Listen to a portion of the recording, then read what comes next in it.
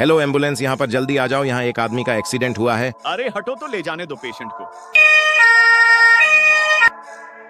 अरे स्पाइडरमैन कहाँ है? बुलाओ स्पाइडरमैन को। क्या हुआ डॉक्टर स्पाइडरमैन को? वह अब अपने पैरों पर कभी खड़ा नहीं हो सकता। नहीं, ऐसा नहीं हो सकता। अब हम उसे उसके पैरों पर खड़ा कराएंगे। ले चलो स्पाइडरमैन को। इन सारी किताबों में से किसी न किसी किताब में तो लिखा होगा। अरे हाँ, मिल गया। अब मैं करूंगा स्पाइडरमैन को ठीक।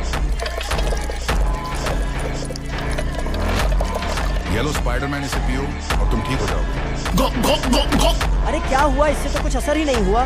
मैं पहाड़ों से यह तेल लेकर आया। मेरी दादी कहती थी ना कि तेल से पैरों की मालिश करने से पैर ठीक हो जाते हैं। अरे क्या हुआ? इससे तो कुछ असर ही नहीं हुआ। प्लीज सब लाइक को सब्सक्राइब करिए और कमेंट में ये वाला इमोजी लिखिए ताकि मैं स्पाइडरमैन का इलाज कर सकूं। स्पाइडरमैन, तुम ये सुनो पहले। जवानी को